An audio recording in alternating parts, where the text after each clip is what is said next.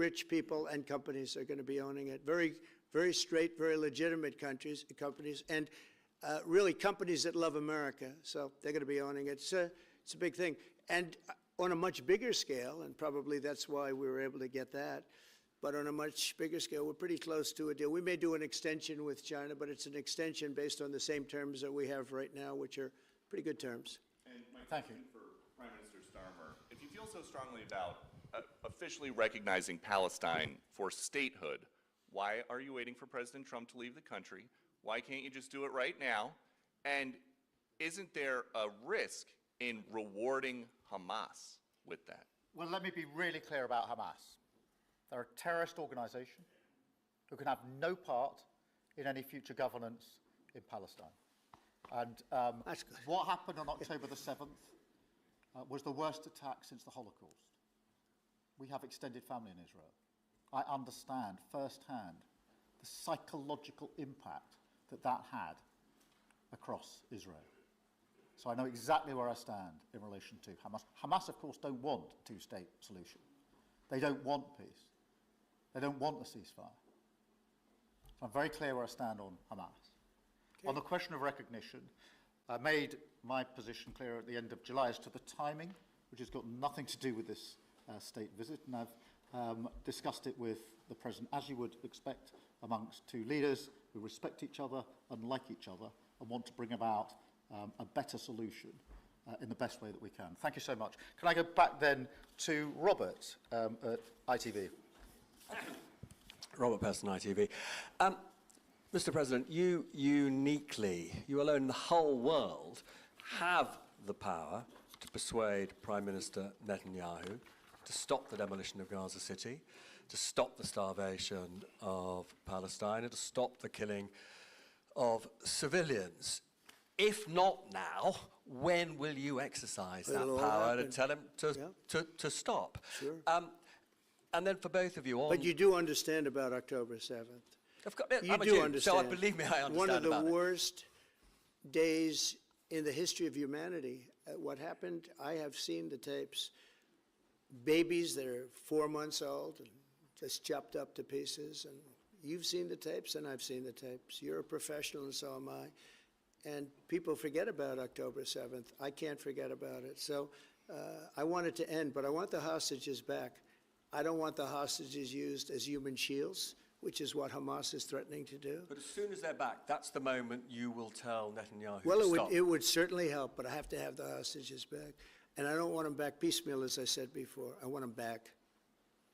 And on a separate issue, free speech, your Vice President, Vance, said that free speech is under attack in the UK. Do you agree with him? And Prime Minister, we saw the dismissal of a very well-known chat show host in America last night, Mr. Kimmel. Is free speech more under attack in Britain or America? Well, Jimmy Kimmel was fired because he had bad ratings more than anything else, and he said a horrible thing about a great gentleman known as Charlie Kirk. And Jimmy Kimmel is not a talented person. He had very bad ratings, and they should have fired him a long time ago. So, you know, you can call that free speech or not. He was fired for lack of talent. Yeah, please, go ahead. Yeah, I mean, firstly, on the question of Charlie Kirk, can I just express how shocking that is, I think, to everybody who believes in free speech and in democracy. It sent shockwaves through the world, and I know that he was a friend of the President, and I reached out straight away to the President because I understood how impactful it'd be on him and his family. And we all need to be absolutely clear about that. Whatever our political views, it is shocking and is to be condemned. On free speech, not much to add to the answer I gave earlier. This country's had free speech for a very, very long time. It is part of who we are as a country, and it is the values that we fought for. We fought for it during the Second World War alongside each other. So we need no reminding of the importance of free speech in this country. Thank you, Robert. And I go to Beth for the final question, please. Beth. Thank you so much. Sky. Thank you, Beth Rigby, Sky News. Thank you, Prime Minister. If I could start with you. Prime Minister, President Trump has said he's ready to impose major sanctions on Russia if NATO countries stop purchasing Russian oil. He's got a point, hasn't he? Is that what you now believe is needed to bring Putin properly to the table? And what's your message to the President on US sanctions? And Mr. President, if I may, the King praised your personal commitment last night to finding solutions to the world's most intractable conflicts.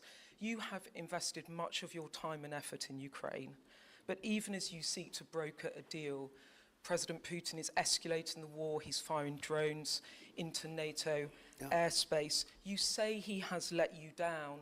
Was it a mistake to invite him to Alaska? Do you regret it? No. And is it time to squeeze him, sir, and scare him and impose sanctions? And finally, if I may, the elephant in the room, Lord Mandelson, he is no longer the ambassador. Do you have some sympathy with him that he lost his job over historic links to Jeffrey Epstein? Thank you very much, sir. I don't know him, actually. I had heard that, and I think maybe the Prime Minister would be better speaking of that. That was a choice that he made, and I don't know. What is your answer to that? Well, I mean, it's very straightforward.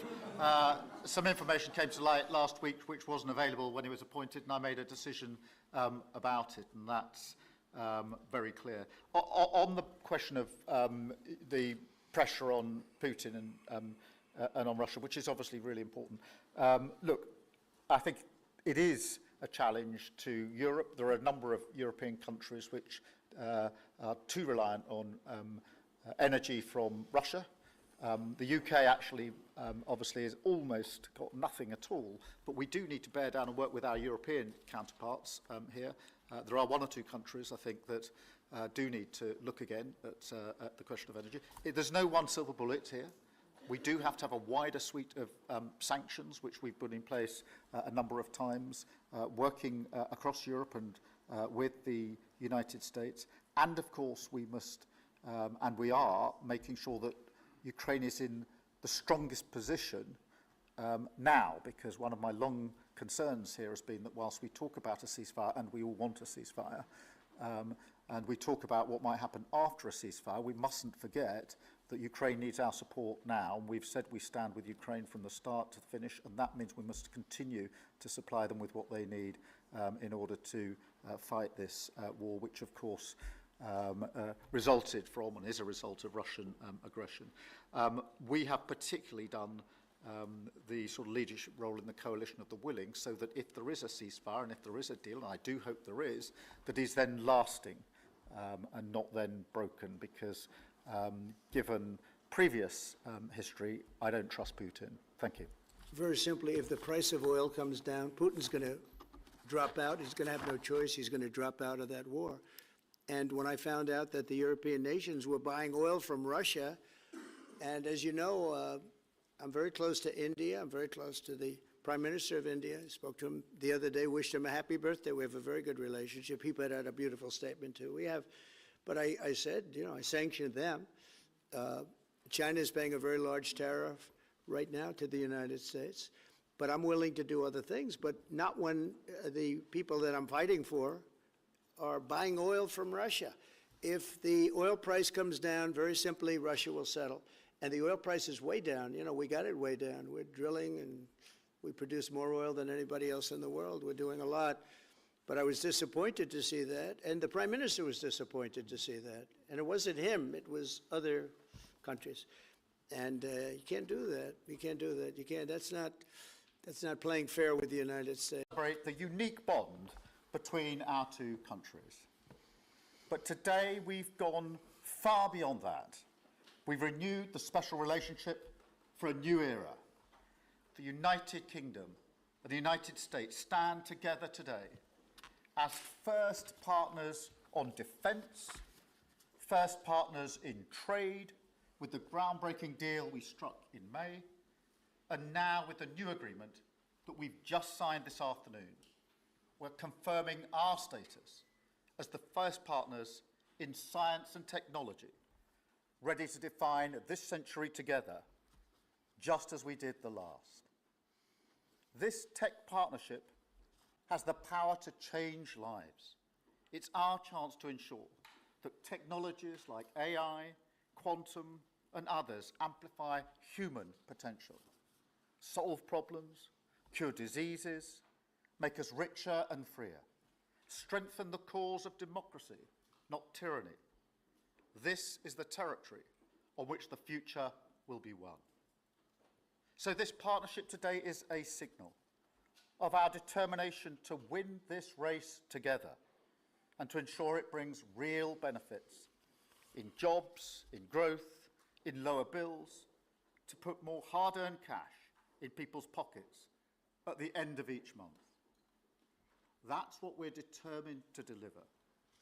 And we're bringing businesses with us. We've just come from a fantastic meeting with business leaders where we set out this vision. They have responded